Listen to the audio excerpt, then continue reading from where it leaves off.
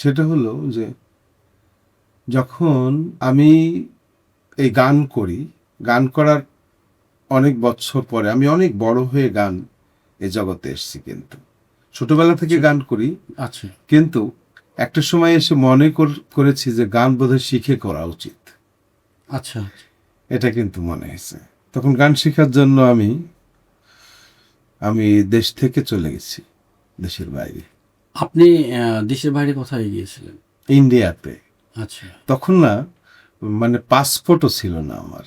আচ্ছা আচ্ছা চুরি করে একটু 20 টাকা দিয়ে সে সময়, তখন 70 দশকের শেষের দিকের কথা বলছি। ওখানে আপনার গুরু কে ছিলেন? ওখানে ছিলেন আমার গুরুজি শ্রী সাধন মুখার্জি। উনি এখন প্রয়াত। এই 5 বছর না, 20 সালে প্রয়াত। 20 সালে, 5-6 বছরই হলো।